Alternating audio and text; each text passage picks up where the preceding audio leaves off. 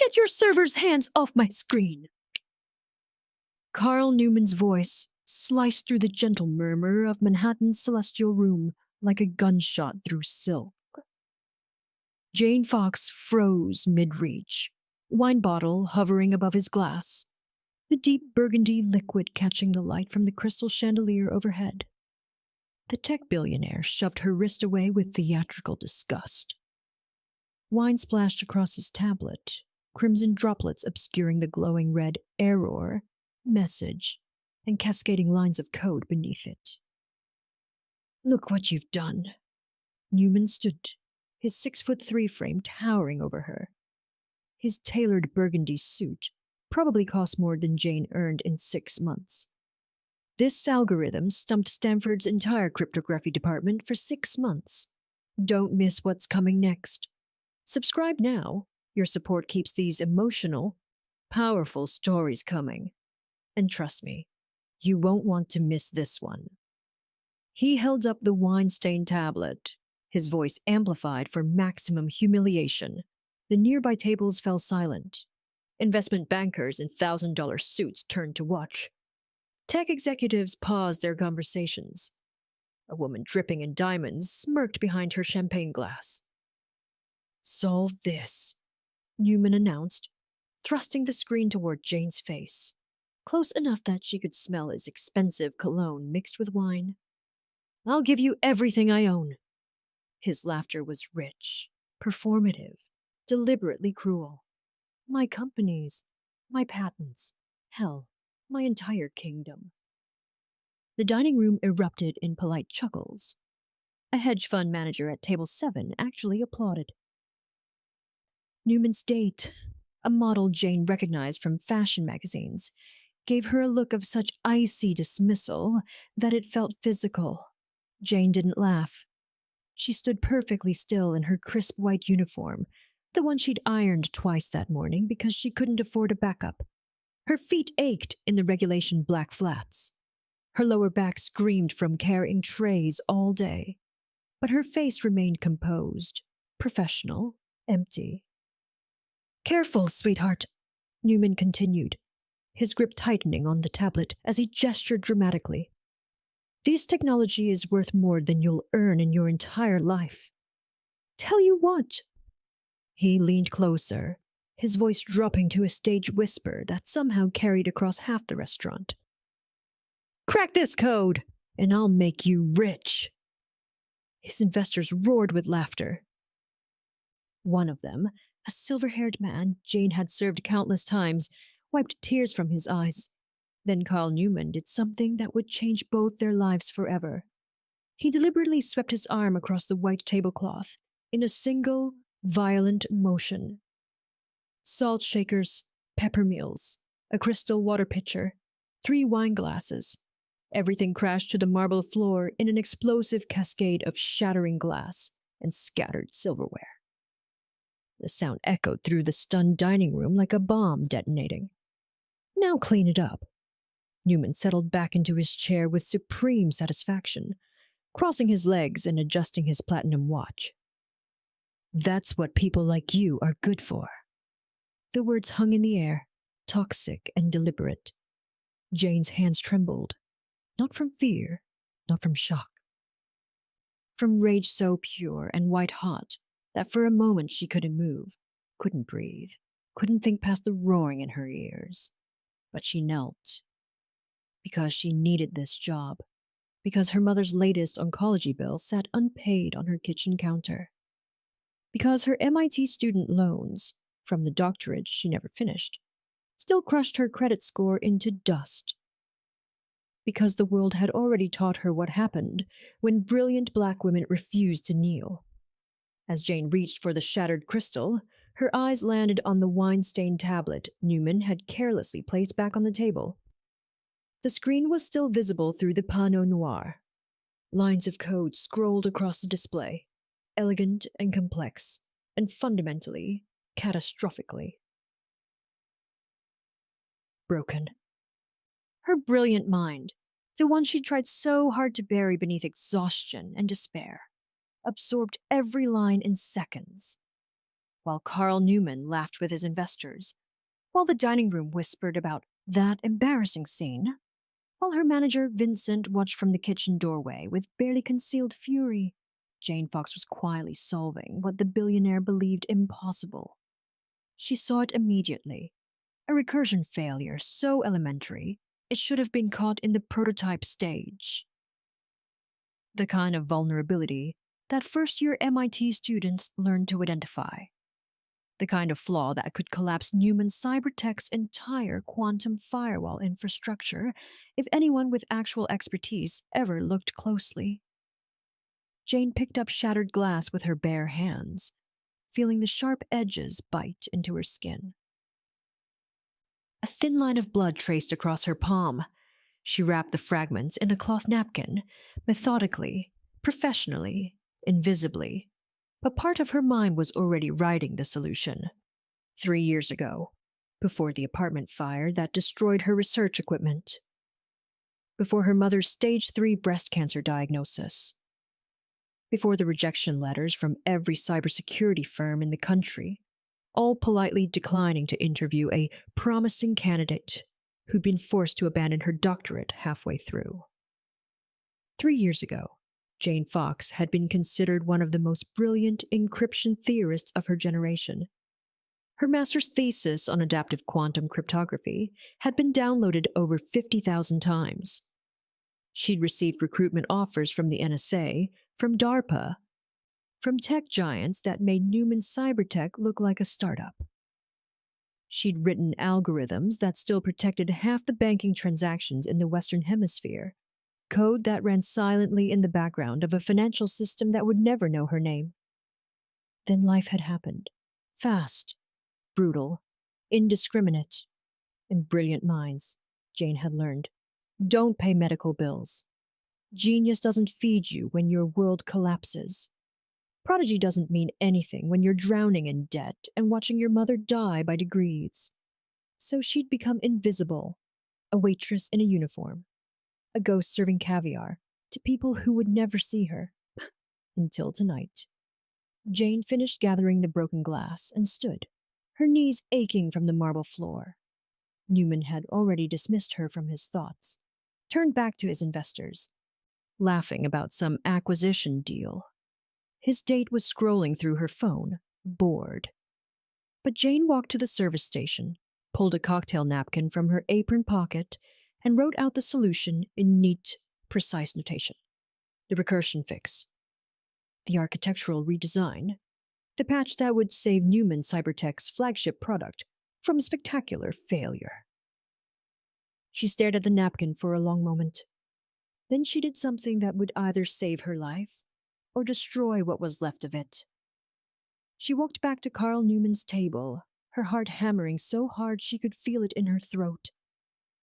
The dining room was still buzzing with conversation, the humiliation already becoming tonight's dinner party gossip. "Excuse me, Mr. Newman." He glanced up, annoyed. "What now?" Jane placed the napkin on the table, face up, so he could see the notation. "Your code! The solution!" For 3 long seconds, Karl Newman stared at the napkin without moving. His face went through a remarkable transformation.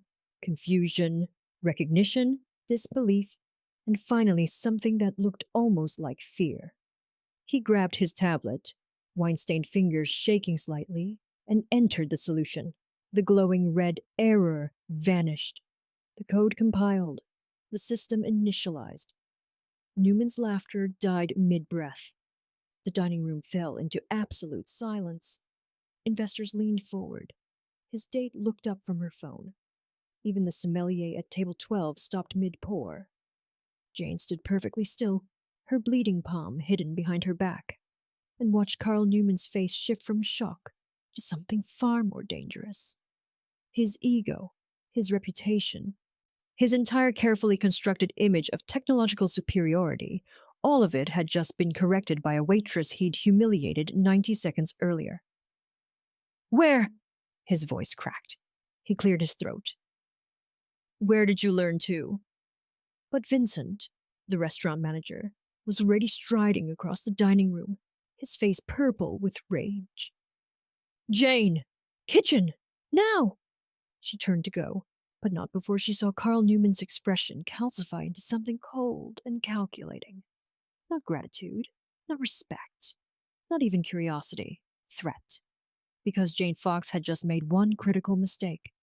She'd reminded a powerful man that brilliance doesn't care about uniforms or titles or the carefully maintained hierarchies that keep people like her invisible and people like him untouchable.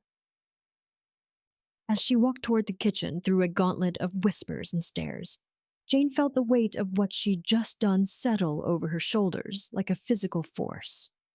The celestial room would close in 2 hours.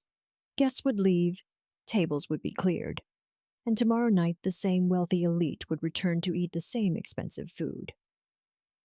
But Jane Fox's life, and Karl Newman's empire, would never be the same.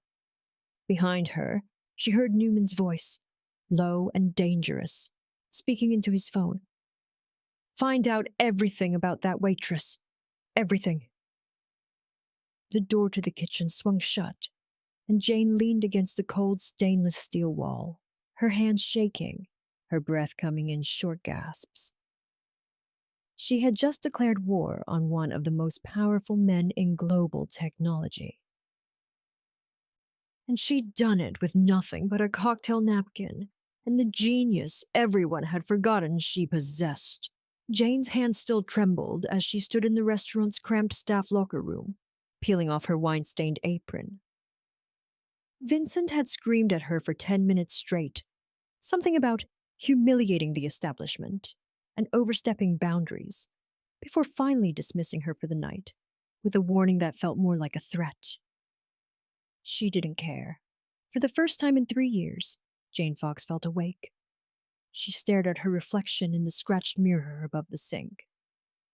Same tired eyes, same cheap uniform, same woman the world had decided to forget. Except tonight, she'd reminded them. 4 years ago, Jane Fox had been untouchable. The memory hit her like a physical blow as she walked through Manhattan's cold streets toward the subway. She could still see the MIT lecture hall, where Professor Chen had announced her master's thesis results to a standing ovation. Adaptive quantum cryptography, a new framework for post-quantum security. The paper had been downloaded over 50,000 times in its first month. Tech journalists called it revolutionary. Cybersecurity firms called her phone daily. Jane had been 24 years old and already holding job offers from the NSA, DARPA, and 3 Fortune 500 companies that made Newman Cybertech look like a garage startup. She'd written encryption algorithms during her undergraduate years. Elegant, unbreakable code that still protected banking transactions across 17 countries. Financial institutions that would never know her name relied on her genius every single day, moving trillions of dollars through systems she'd designed on a laptop in her dorm room. The world had been hers. Then it wasn't. The apartment fire started at 2:47 a.m. on a Tuesday in November. Faulty wiring in the building's 100-year-old electrical system. Jane woke to smoke and flames consuming everything she owned. She'd managed to grab her mother and her phone. Nothing else. Her research equipment, gone. Her backup drives, gone. 3 years of doctoral work, gone. The specialized laptop the NSA had given her for classified contract work melted into slag. Insurance covered almost nothing. The landlord declared bankruptcy. Jane and her mother moved into a friend's apartment temporarily, sleeping on an air mattress, trying to rebuild. And then came the phone call that shattered what remained of her world. Stage 3 breast cancer, the oncologist had said, his voice clinically gentle, aggressive. We need to start treatment immediately. Jane had been standing in a coffee shop when her mother called with the diagnosis. She dropped her cup. Hot coffee had pooled around her feet, while her mother apologized for the timing, for the expense, for existing. The medical bills arrived like an avalanche. Chemotherapy, radiation, experimental treatments. Insurance covered some of it. Not enough. Never enough. Jane burned through her savings in 6 weeks. She took out loans, personal loans, student loans, credit cards with interest rates that should have been criminal. She deferred her doctorate, planning to return once her mother recovered. But her mother didn't recover quickly. The cancer retreated, then returned, retreated, then returned. A cycle of hope and devastation that lasted 18 months and cost everything Jane had. The NSA offer expired. DARPA moved on. The Fortune 500 companies hired someone else. And Jane Fox, once considered the brightest encryption mind of her generation, became invisible. Now she lived in a fourth-floor walk-up studio apartment in Washington Heights. 400 square feet of peeling paint and radiator heat that barely worked. Rent was $400 a month, which consumed most of her income from the celestial room. The rest went to her mother's ongoing medical expenses and the minimum payments on debts that would outlive her. But Jane still wrote code, late at night, after her shifts ended. She filled notebooks with encryption algorithms and security protocols. Beautiful, elegant solutions to problems the world didn't know existed yet. She couldn't afford a decent computer, so she worked everything out by hand, the way mathematicians had for centuries. Grieving what she could have been, what she should have been. Some nights she Googled her old classmates. They had careers at Google, Microsoft, Tesla. They published papers and gave TED Talks. They had LinkedIn profiles filled with accomplishments and accolades. Jane Fox had a uniform and an employee badge that said server, until tonight. 12 blocks south, Karl Newman sat in the back of his Mercedes, his tablet glowing in the darkness, his jaw clenched so tight it ached. The waitress had humiliated him, in front of investors, in front of his date, in front of Manhattan's elite dining society. He'd called his head of security immediately. Find out everything about the server who corrected my code. Everything. 20 minutes later, the report came back almost empty. Jane Fox, 28 years old. Current employment, Celestial Room Restaurant. Previous employment, various service positions. Education, bachelor's degree from City College. Newman stared at the sparse information with growing unease. That's it. That's all we could find, sir. No social media presence, no professional history. She's basically invisible. But invisible people didn't solve Stanford stumping encryption failures in 30 seconds. Invisible people didn't recognize recursion vulnerabilities that his own engineers had missed. Newman opened a private browser and ran deeper searches. IT enrollment records, academic publications, cybersecurity conferences. Nothing. Nothing. Which meant either the waitress was nobody, or somebody had deliberately buried her past. Both possibilities threatened him. If she was nobody who'd gotten lucky, his reputation would still suffer. The tech world would mock him for being corrected by a random server. If she was somebody, a hidden expert, a forgotten prodigy, then she represented a threat he hadn't anticipated. Someone with genius-level skills and nothing to lose. Karl Newman hadn't built a $50 billion empire by ignoring threats. His fingers hovered over his phone, one call to his PR team, another to his legal department. A third to the private investigation firm he kept on retainer for sensitive matters. Jane Fox had embarrassed him tonight. Tomorrow, he would destroy her. Not just her reputation, her entire life. He would make sure she never worked in technology again, never worked anywhere respectable again. He would bury her so completely that tonight's humiliation would be forgotten. Because Karl Newman had learned long ago that power wasn't about being right. It was about deciding who got to be visible. And Jane Fox had just made herself very visible. Jane woke to her phone vibrating so violently it fell off her nightstand. 3:47 a.m. She'd been asleep for less than 2 hours. 43 missed calls. 217 text messages. Her email inbox showed 1,000 plus unread notifications. Her stomach dropped. She grabbed her phone with shaking hands and opened Twitter, or whatever they were calling it now. The first thing she saw was her own face. Code Girl vs. Billionaire was trending worldwide, number 3 globally, right below some celebrity scandal and above a political crisis. Someone at the restaurant had filmed everything: the wine spill, Karl's humiliation, Jane writing on the napkin. The moment his tablet's error vanished, and his face went white. The clip had 17 million views. 17 million. Jane's breath caught in her throat as she scrolled through the comments, her eyes burning from screen glare and exhaustion. She destroyed him. Who is this queen? Someone give her a job immediately. Bet she's planted. Newman staged this for publicity. Typical DEI hire, trying to take credit for a man's work. This is why you don't let these people near real technology. The racist comments came in waves, each one uglier than the last. Photoshopped images. Slurs she hadn't heard since college. Threats that made her hands shake so badly she almost dropped the phone. But mixed among the poison were voices of support. Former classmates she hadn't spoken to in years. Cybersecurity professionals calling her a genius. Women, especially black women in tech, treating her like a hero. Then she saw Karl Newman's post, uploaded 40 minutes ago. Karl Newman, Karl Newman CEO, 3.188 followers.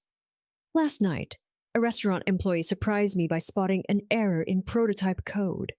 Impressive, but solving one bug is different from building entire systems.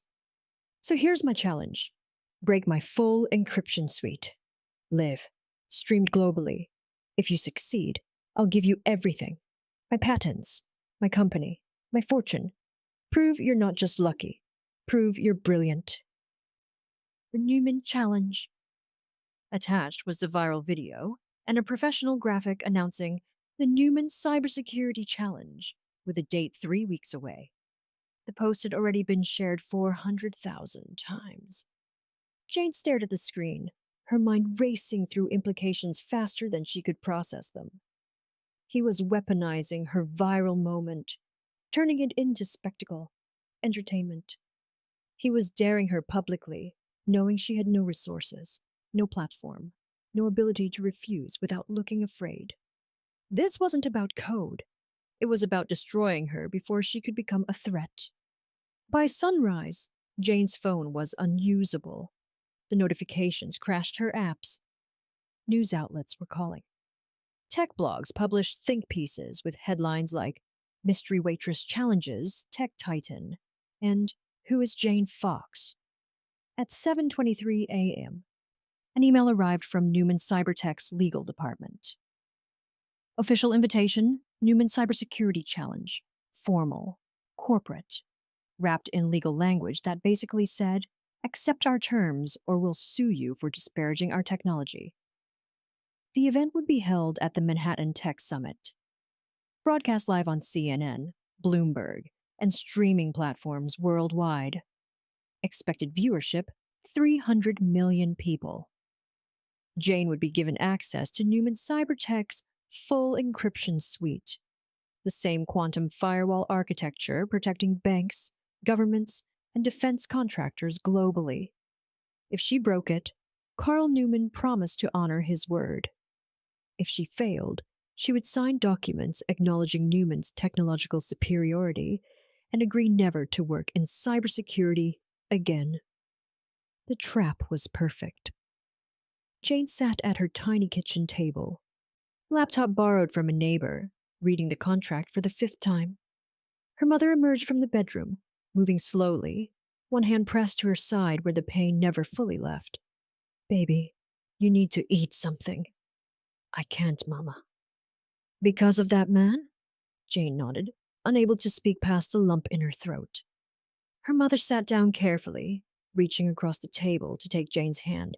Tell me what's happening. So Jane explained. The viral video. The challenge, the impossible choice between humiliation and erasure.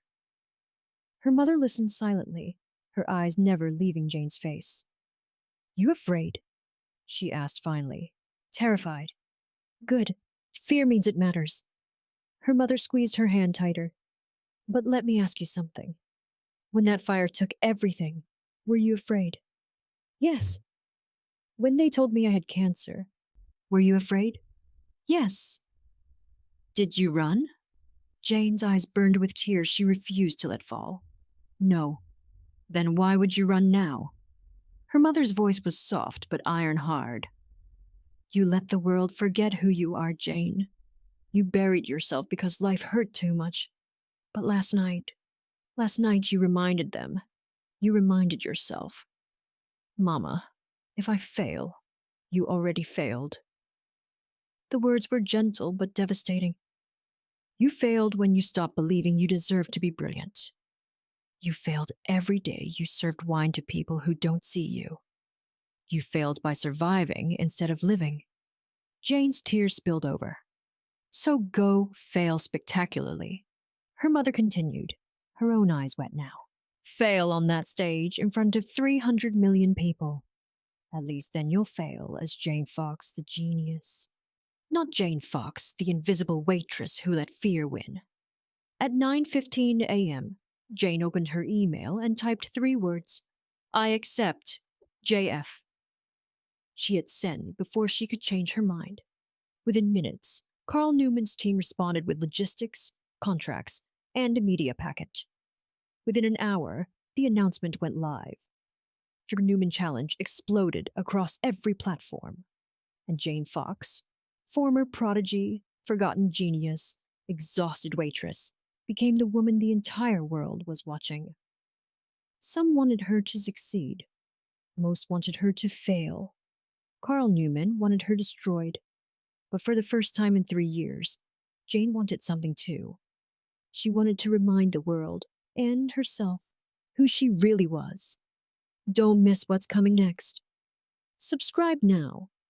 If you don't, this could be the last story you catch from me. The Manhattan Tech Summit occupied 3 floors of the Javits Center. But tonight, every screen, every camera, every spotlight pointed toward Hall A, a stadium-sized space transformed into a digital coliseum. Jane stood backstage, hands trembling, watching the audience flood in through security checkpoints. Thousands of attendees, hundreds of media crews. CNN had erected an entire broadcast booth. Bloomberg anchors tested their mics. TechCrunch live-streamed the crowd arriving. This wasn't a competition. It was an execution, televised for global entertainment. Massive LED screens covered every wall, cycling through sponsor logos and live social media feeds. The Newman Challenge dominated every platform. The betting markets had already opened. Jane's odds of success sat at 200 to 1 against Ms. Fox. A production assistant with a headset appeared. 5 minutes to stage. Jane nodded mutely, her throat too dry to speak. Through the stage entrance, she could see the setup. A transparent workstation in the center, glass desk, holographic displays, every keystroke visible to thousands of eyes. Stadium seating rose in tiers around it. 2 chairs, 2 terminals, one for her, one for Karl Newman. And positioned throughout the audience, she spotted them, the validators. Dr. Sarah Chen from MIT's cybersecurity lab, wearing her trademark red jacket. Jane had studied her papers as an undergraduate, back when she believed she might become someone like Chen someday. Marcus Holland from DARPA, stone-faced and intimidating, flanked by 2 analysts Jane didn't recognize. Government money, defense contracts. The kind of power that could classify you out of existence. Elena Kozlov, IBM's chief security architect, already typing on her tablet, probably preparing real-time analysis. And scattered among them, rival tech CEOs, venture capitalists, international observers from the EU's cybersecurity agency, journalists who'd built careers on watching giants fall. They'd all come to watch Jane fail. The house lights dimmed. The crowd roared. Karl Newman's entrance was choreographed perfection spotlight. Smoke machines. His face appeared on every screen as he walked down the center aisle like a prize fighter entering the ring. Tailored black suit. No tie. Confidence radiating off him in waves that you could feel from the cheap seats. The audience exploded with applause. He climbed the stage stairs, waved to the crowd like a conquering emperor, and settled into his chair with the casual ease of someone who'd never doubted his place in the world. Then he looked directly into the camera and smiled. "Good evening." His voice boomed through the sound system. "Tonight, we settle a question that's been trending for 3 weeks. Was that restaurant moment genius or luck?" The crowd laughed, cheered, ate it up. Karl swiveled his chair theatrically toward the opposite entrance. "Miss Fox, whenever you're ready. Hope you brought your little notebook." More laughter. Someone in the audience actually whistled mockingly. Jane stepped into the lights. The applause was scattered, uncertain. She wore borrowed clothes, a simple black blazer and slacks from a thrift store, because she couldn't afford anything else. No makeup, no styling. Just Jane Fox, looking exactly like what she was. A waitress out of her depth. She walked to her workstation and sat down without looking at Karl, without acknowledging the cameras, without giving them the spectacle they wanted. The moderator, some tech influencer Jane didn't recognize, stepped forward with a microphone. "Welcome to the Newman Cybersecurity Challenge. The rules are simple, 3 rounds. Increasing difficulty. Ms. Fox must break Mr. Newman's encryption protocols. If she succeeds, she wins everything he's promised. If she fails, she signs a document admitting she's a fraud," Karl interrupted smoothly, "and agrees never to work in technology again." Jane's jaw clenched. That wasn't in the original contract, but the crowd loved it. They roared approval. "Let's begin," the moderator announced. "Round 1. The first challenge appeared on Jane's holographic display, a basic AES 256 encryption sequence with a deliberately introduced vulnerability, entry-level stuff, the kind of problem an undergraduate could solve in 20 minutes. Karl was testing her, giving the audience a warm-up, building suspense. Jane's fingers hovered over the interface. Every eye in the arena watched her. Every camera zoomed in. On the massive screens, her face appeared 20 feet tall, magnified for 300 million viewers worldwide. Her mind screamed at her to run, to apologize, to admit this was all a terrible mistake. Instead, she saw the pattern. The vulnerability was hidden in the key generation algorithm, a timing attack that exploited predictable randomness. Simple, elegant, solvable. Her hands moved. 15 seconds. She isolated the weakness, mapped the exploit, and cracked the encryption. The system chimed. Solved. The arena went dead silent. Karl's smirk flickered. Jane looked up from her terminal for the first time and met his eyes across the stage. "Next," she said simply. The moderator stammered into his microphone. That's a new record. 15 seconds. The previous record was 4 minutes, set by—" "Move on," Karl snapped, his voice sharp enough to cut. Dr. Chen was already standing, double-checking the results on her tablet. She nodded slowly, then held up a green verification card. Valid. Marcus Holland from DARPA raised his card too. Green. Elena Kozlov hesitated, then lifted hers. Green. The crowd exploded, not entirely in Jane's favor, but in shock. The impossible had just become possible. The waitress they'd come to watch humiliated had just solved a challenge faster than anyone in the competition's history. Social media went nuclear. The betting odds shifted in real time. and Karl Newman's perfect smile finally cracked. He leaned forward in his chair, his voice low enough that only Jane could hear over the crowd noise. You just made a very big mistake. Jane didn't flinch. Round 2, the moderator announced nervously. Increasing difficulty. The real battle had just begun. Round 2 took Jane 8 minutes. Round 3, significantly harder, involving multi-layered quantum key distribution, took her 43 minutes while Karl's engineers watched with growing alarm. By the time the moderator called for a 30-minute break before the final challenge, Jane had solved every problem Karl had thrown at her. The arena buzzed with disbelief. Dr. Chen was furiously texting colleagues. DARPA observers huddled in urgent conversation. The betting odds had shifted to even. Jane was winning. Then Karl Newman made his move. Jane was walking toward the backstage restrooms when her borrowed phone started vibrating. She pulled it out and froze. Breaking news alert. Newman challenge. Contestant under investigation for cyber crimes. Her hands went numb. She clicked the notification. The article was everywhere. CNN, Bloomberg, TechCrunch, every major outlet running the same story simultaneously. Sources close to Newman's cybertech reveal that Jane Fox, the contestant challenging billionaire Karl Newman tonight, was expelled from MIT after attempting to hack university servers during her graduate studies. University officials declined to comment. Citing student privacy laws, federal investigators are reviewing. The words blurred together. Expelled. She'd withdrawn because of her mother's medical crisis, not expelled.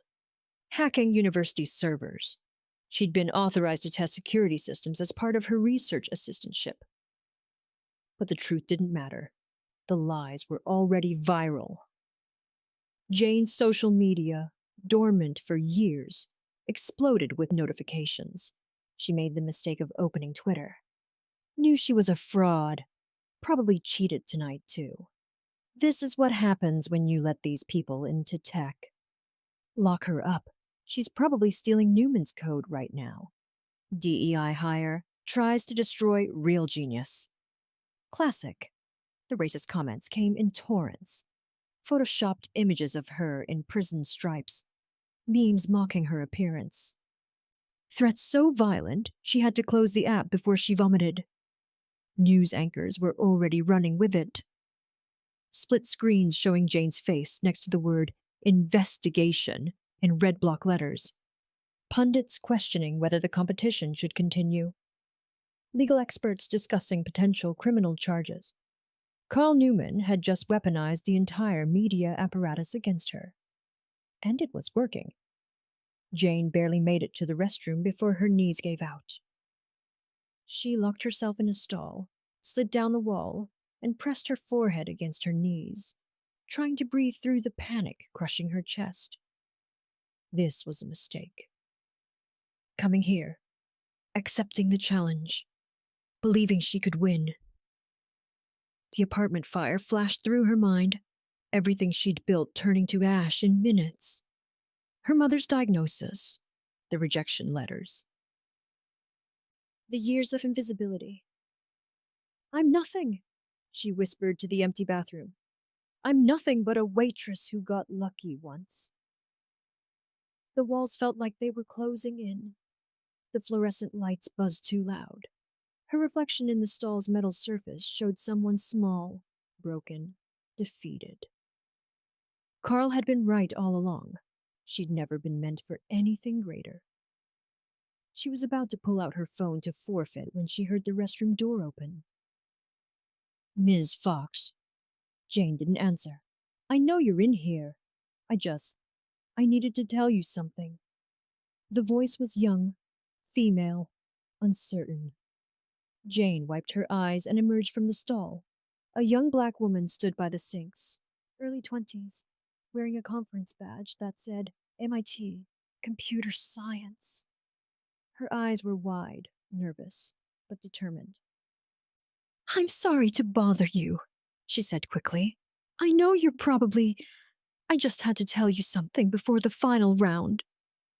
Jane stared at her, unable to speak. 5 years ago, the young woman continued, her words tumbling out.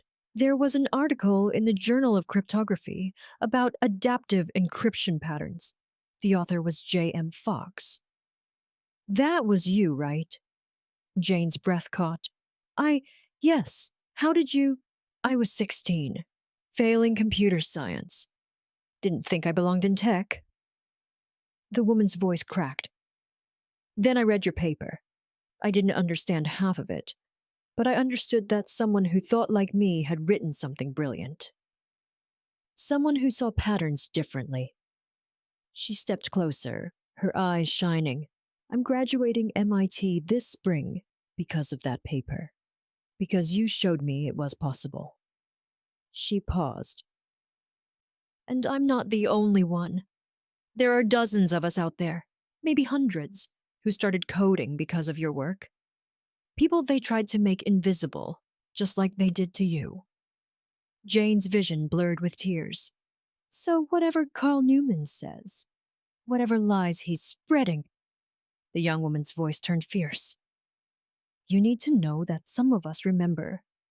We know who you really are, and we're all watching, hoping you destroy him. She handed Jane a tissue, smiled once, and left. Jane stood alone in the restroom, staring at her reflection. Not invisible, not forgotten, remembered. She splashed cold water on her face, straightened her blazer, and walked back towards the arena. Karl Newman wanted to destroy her with lies. She'd destroy him with the truth. Most people would have quit here. But Jane, she was built for the impossible. Jane returned to the stage to an arena that felt different, colder, more hostile. The news about the investigation had spread through the crowd. She could see it in their faces. Doubt, suspicion, the same looks she'd endured her entire life. Karl Newman sat at his terminal, relaxed, confident. He'd already won in the court of public opinion. Now he just needed to finish her. The moderator's voice cracked with nervous energy. Ladies and gentlemen, the final challenge. The massive screens flickered. Code appeared, dense, complex, unlike anything shown before. Then Jane saw the classification marking at the top. Classified. Defense Level 4. Unauthorized access prohibited. Her blood went cold. This, Karl announced, standing and addressing the crowd like a professor lecturing students, is a quantum-resistant encryption protocol currently under development for the Department of Defense. It requires quantum AI processing to solve. No human has ever cracked it without supercomputer assistance. The arena erupted in shocked murmurs. Dr. Chen shot to her feet. Mr. Newman, this is classified material. Attempting to decrypt this without authorization is a federal crime. Ms. Fox agreed to the terms. Karl interrupted smoothly, his legal team already moving to intercept Chen. All challenges would test the limits of her capabilities. If she chooses to forfeit, that's entirely her decision. The trap snapped shut with perfect precision. If Jane attempted the challenge, she'd be committing a crime on live television, giving Karl legal grounds to destroy her completely. If she refused, she'd forfeit everything. Admitting defeat before 300 million viewers. The trap was perfect. Jane stared at the screen, her mind racing through the implications. This wasn't about code anymore. It was about power. Karl had maneuvered her into a position where winning meant losing, and losing meant erasure. Marcus Holland from DARPA was already on his phone, probably calling superiors. Elena Kozlov looked appalled. Even the moderator seemed uncertain whether to continue. Karl walked across the stage slowly, deliberately, until he stood beside Jane's workstation, close enough that the microphones wouldn't pick up his words. You were born to serve, not solve, he whispered, his voice dripping with contempt. You should have stayed invisible. Now you'll leave here as a criminal or a failure. Either way, I win. He smiled for the cameras and returned to his seat. Jane's hands shook. Not from fear, from rage. She looked at the impossible problem on her screen. Quantum encryption that required processing power she didn't have, authorization she'd never receive, resources that were designed to be forever beyond her reach. And then she saw it. The flaw wasn't in the encryption, it was in the architecture itself. Jane's mind shifted into a space she hadn't accessed in years. The place where trauma and genius intersected, where desperate survival met brilliant intuition. The same place that had helped her write groundbreaking papers while her world burned down around her. The quantum encryption was built on an assumption that human pattern recognition was inferior to machine processing. That brute force would always triumph over intuition. But what if it didn't? Jane's fingers began moving across the holographic interface, but she wasn't attacking Karl's encryption. She was building something new. A framework that didn't break the code through force, but dissolved it through logic. A pattern recognition algorithm that mapped quantum states, not mathematically, but conceptually, the way human brains processed impossible complexity through abstraction and metaphor. She wasn't cracking the encryption. She was rewriting the rules of how encryption could be understood. The arena watched in confused silence as Jane's hands flew across the display, sketching diagrams that looked more like art than code. Fractal patterns, recursive loops that folded back on themselves, dynamic entropy shifts that adapted in real time to quantum uncertainty. "What is she doing?" Someone in the audience whispered loud enough for the microphones to catch.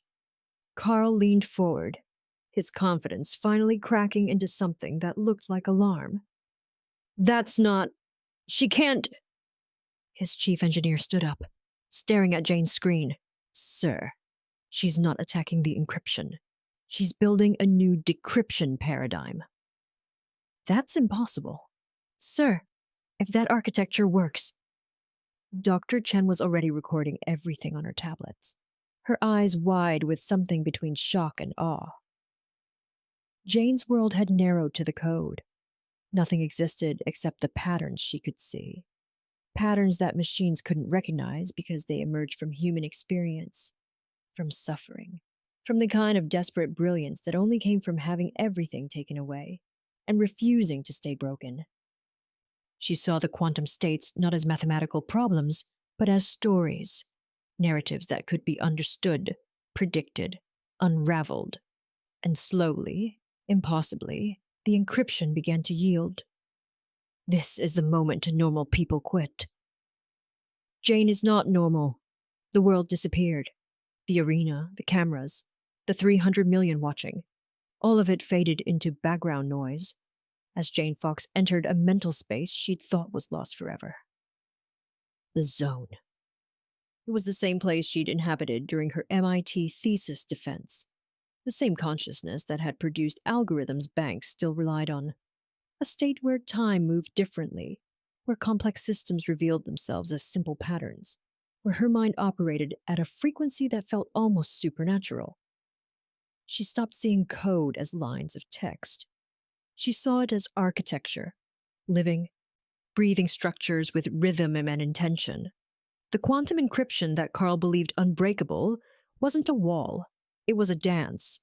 Patterns moving through probabilistic space, following rules that could be intuited rather than calculated. Jane's hands moved without conscious thought. She built the framework in layers. Fractal mapping that recognized self-similar patterns at every scale of the encryption. Each quantum state contained echoes of the whole, and those echoes could be traced backward like breadcrumbs through impossible complexity.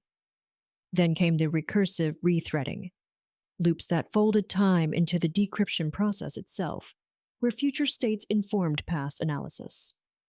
Not breaking causality, but understanding how quantum systems held multiple truths simultaneously.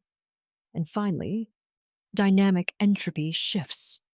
Algorithms that adapted in real time to quantum uncertainty, treating randomness not as chaos, but as information, patterns hidden in noise that machines dismissed, but human intuition could recognize. It was mathematics fused with poetry. Logic merged with instinct.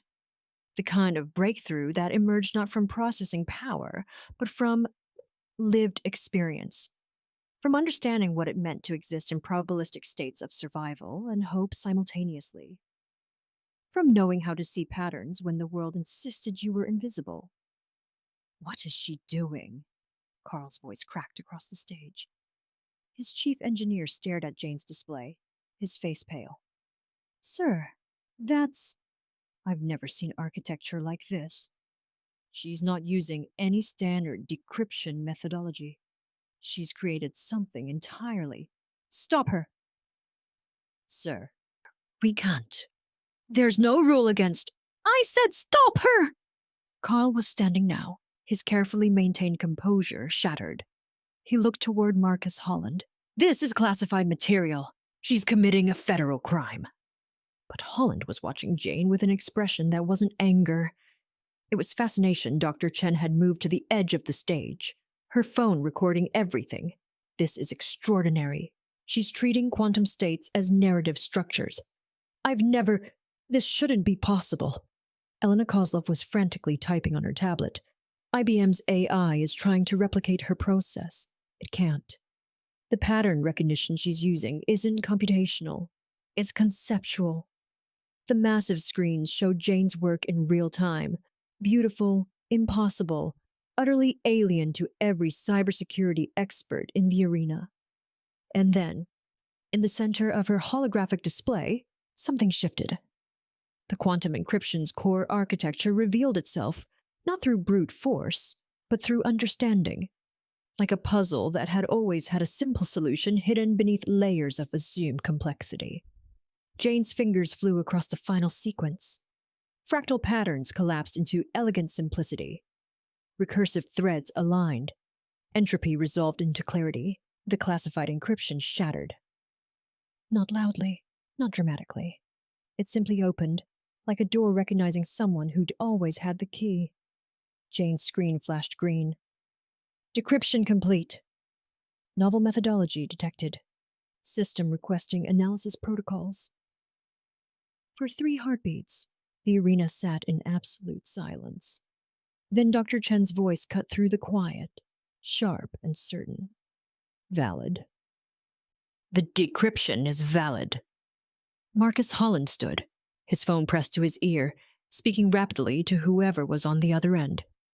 He lowered it slowly, staring at Jane. "DARPA confirms the encryption has been compromised by methodology we've never encountered." Elena Kozlov's hands trembled as she held up her tablet. "IBM's quantum lab is calling this architecture revolutionary. They're requesting the full framework immediately." The arena erupted. Not polite applause, not scattered cheers.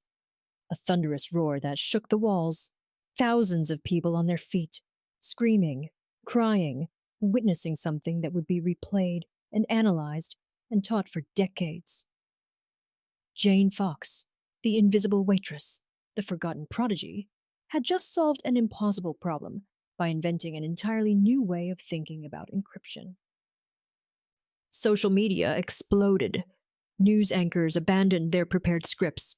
The betting markets crashed from overload, and Karl Newman sat frozen in his chair, his empire crumbling in real time, staring at the woman who'd just rewritten the future of digital security, with nothing but genius born from trauma and refusal to stay broken. Jane slowly removed her hands from the interface. She looked across the stage at Karl, her voice calm and clear. "Your move. You are witnessing history, the kind that terrifies billionaires. Hit that like button and drop a comment telling me where you're watching from." The next 12 hours moved with the speed of an avalanche. Dr. Chen didn't wait for the arena to quiet. She was already on a video call with MIT's cryptography department, holding her tablet up to show Jane's methodology displayed on the massive screens. "Confirmed!" she announced to the roaring crowd. Her voice amplified through the sound system. This isn't just a solution. This is a fundamental reimagining of how quantum encryption can be approached. MIT is requesting full documentation immediately. Marcus Holland ended his call and strode to the center of the stage, his military bearings somehow more pronounced. DARPA has reviewed the preliminary architecture. What Miss Fox has created solves a problem our best teams have been working on for 6 years. He paused, letting that sink in. This methodology is worth more to national security than anything Newman's cybertech has ever produced. Karl's face went white. Elena Kozlov stood, reading from her tablet with barely controlled excitement. The European Union's cybersecurity agency has already reached out. They're calling this the most significant breakthrough in digital security since public key cryptography. Every major banking system, defense network, and cryptocurrency platform will need this. The moderator, who'd been forgotten for the past hour, finally found his voice. Ladies and gentlemen, we're receiving word that the International Patent Office is already... His earpiece crackled. His expression shifted to pure disbelief. I'm being told that preliminary valuations of Miss Fox's methodology exceed $400 billion. The arena exploded again. $400 billion. More than Karl Newman's entire net worth. Karl sat motionless, watching his world disintegrate in real time. His phone vibrated with incoming calls. 12, 20, 40 notifications cascading across the screen. Investors, board members, legal counsel, all of them panicking. Newman Cybertech's entire value proposition had just been rendered obsolete. Their unbreakable quantum firewall used architecture that Jane had proven fundamentally inferior. Every contract, every patent, every system they'd sold to governments and corporations, all of it suddenly vulnerable, outdated, worthless. His chief engineer approached cautiously.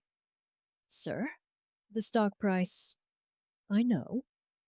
It's dropped 43% in the last 20 minutes. Trading has been halted twice.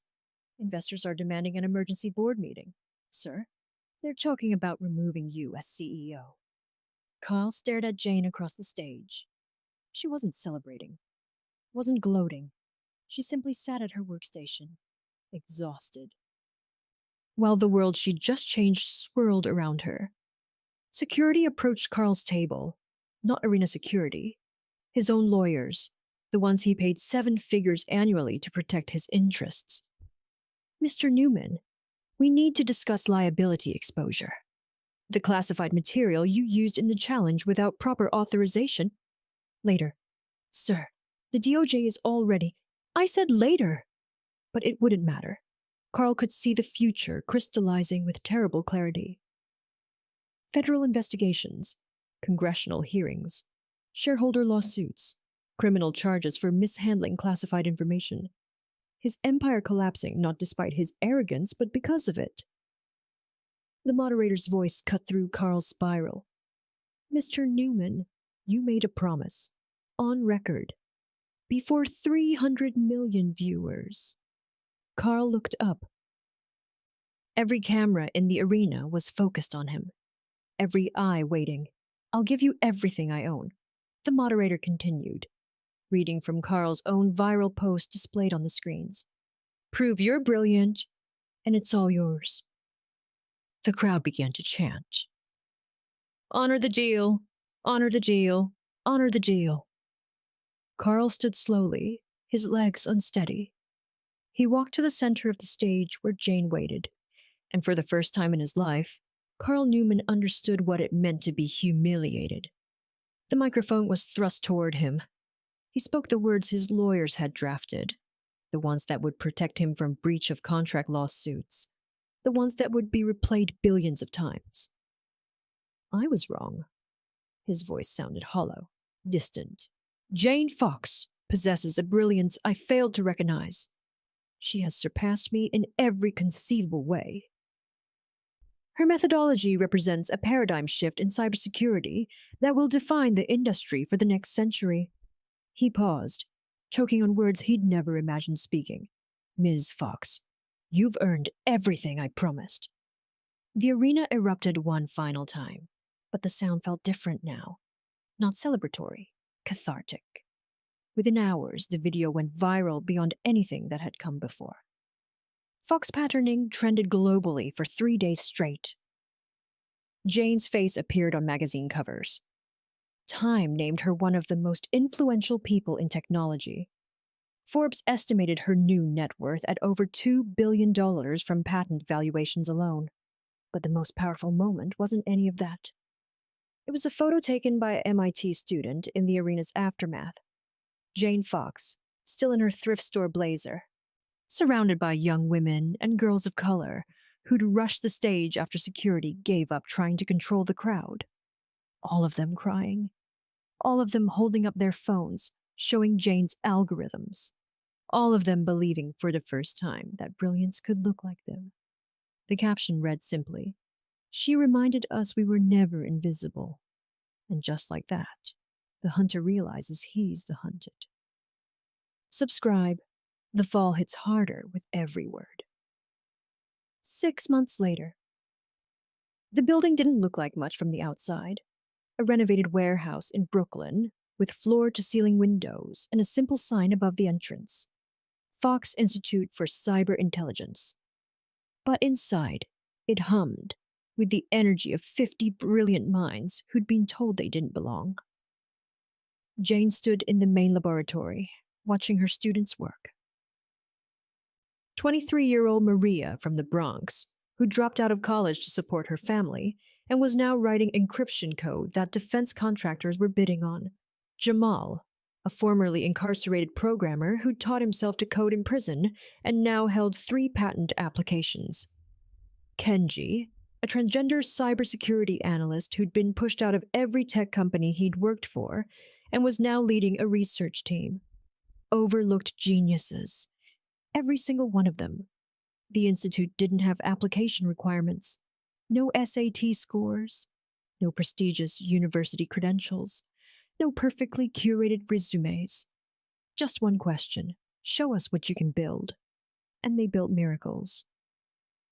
Jane walked through the lab, pausing at workstations to offer guidance, encouragement, corrections. Her teaching style wasn't formal. It was the way her own professors had taught her, back when she'd believed the world was full of possibility.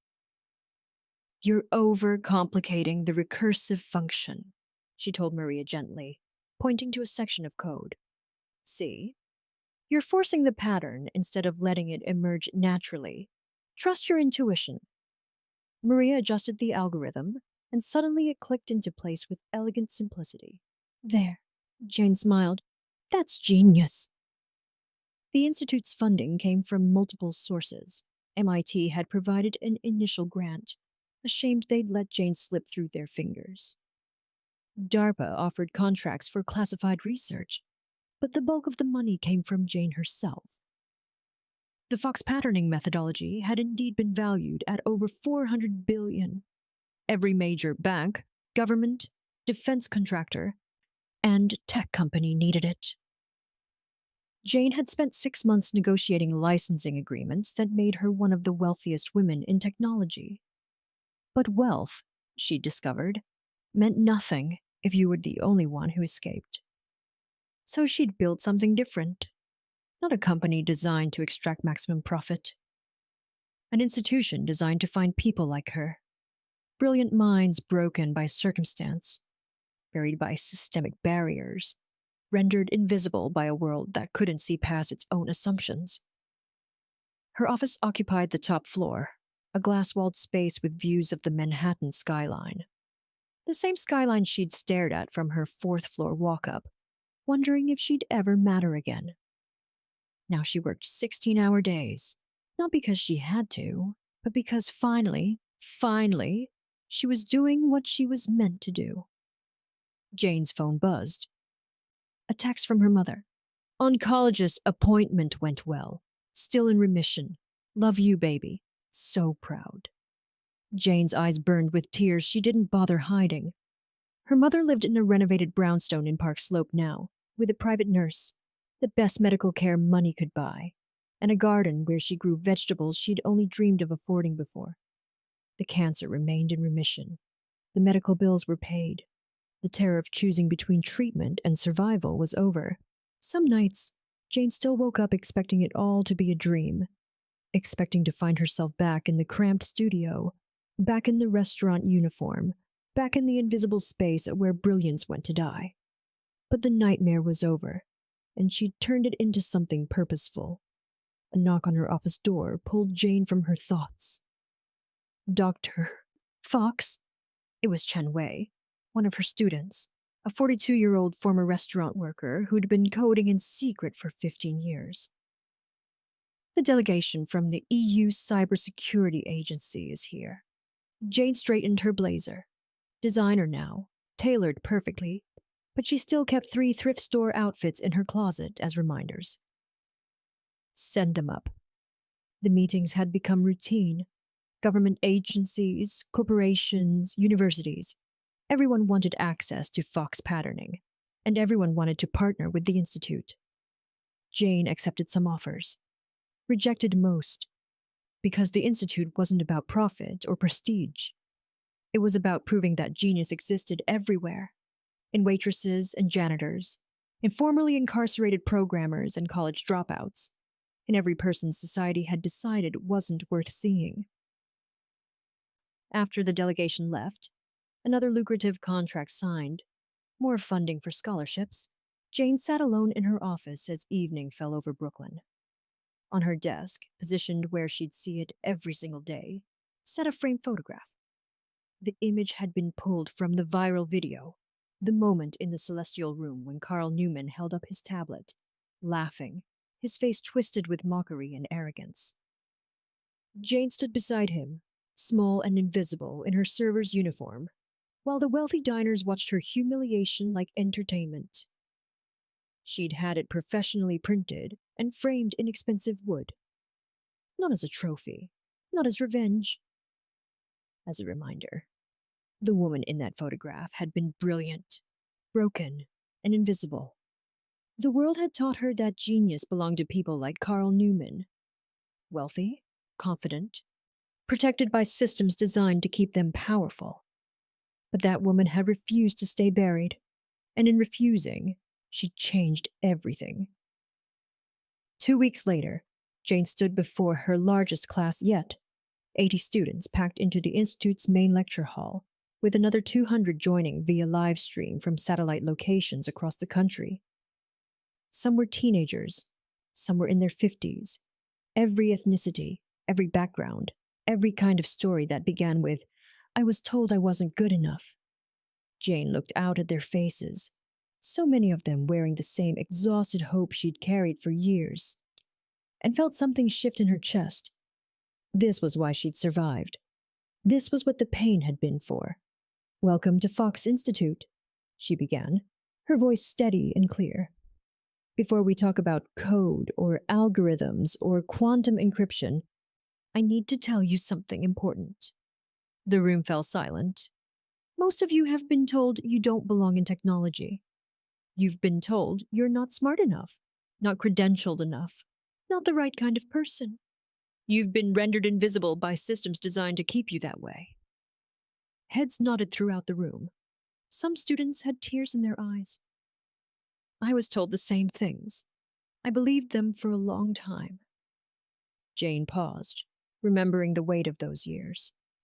I let the world convince me that brilliance looked like wealth and prestige, and Ivy League degrees. That genius belonged to people who'd never known what it meant to struggle. She gestured to the screen behind her, where her famous algorithm, Fox patterning, displayed an elegant, revolutionary complexity. But here's what I learned. Genius isn't about where you start. It's not about privilege or pedigree, or the absence of trauma. Her voice grew stronger. Genius is about refusing to stay where they put you. It's about seeing patterns in chaos because you've lived through chaos. It's about building solutions from broken pieces because you know what it means to be broken and rebuild anyway. Jane looked directly into the camera, knowing her words would reach millions beyond this room. Some of you are working second jobs to be here. Some of you are supporting families. Some of you are carrying trauma that makes every day a battle. You think that disqualifies you from brilliance. She shook her head slowly. That is your brilliance, your survival, your refusal. Your ability to see what others can't, because you've existed in spaces they'll never understand. The room was absolutely silent now, every student leaning forward, holding onto her words like lifelines. So here's my promise to you, Jane continued. At Fox Institute, you don't have to prove you're worthy. You don't have to perform perfection. You don't have to be anything except yourself, your brilliant, complicated, overlooked self. She smiled, and it reached all the way to her eyes. The world tried to make us invisible. We're going to make them see, not by asking permission, not by waiting to be discovered, but by building something so undeniable, so revolutionary that they'll have no choice but to acknowledge what they tried to bury. Jane gestured to the algorithm on the screen again. I wrote this because a billionaire tried to humiliate me. Because I'd been invisible for so long, I'd almost forgotten I was brilliant. Because sometimes the greatest breakthroughs come from people who have nothing left to lose and everything to prove. She looked back at her students, her legacy, her purpose, her redemption. So let's get to work. The world is waiting for what you're going to build. And trust me. Jane's smile turned fierce. They're not ready. The room erupted in applause that echoed through the building, through the live stream, through the hearts of thousands of people who'd been told they didn't belong, and finally, found someone who proved they did. That night, Jane returned to her office and stood at the window, looking out at Manhattan's glittering skyline. Somewhere out there, Karl Newman was rebuilding what remained of his reputation. Smaller now, humbled, no longer the titan who'd mocked a waitress for entertainment. Somewhere out there, the celestial room still served expensive wine to wealthy diners who'd never know they'd witness the moment everything changed. And somewhere out there, a young person, black, broke, brilliant, invisible, was teaching themselves to code, dreaming of building something impossible. Jane touched the framed photograph on her desk one last time. Thank you, she whispered to the version of herself who'd survived long enough to become this. Then Dr. Jane Fox, former waitress, overlooked prodigy, architect of revolution, turned back to her work. The future was waiting, and she had geniuses to find. The Fox Institute for Cyber Intelligence would go on to produce 127 patents, train over 3,000 students, and fundamentally reshape who was allowed to be brilliant in technology. Jane Fox's methodology remains the global standard for quantum encryption. And somewhere in Manhattan, a restaurant still operates under new management, having never quite recovered from the night they let genius serve wine instead of shape the future.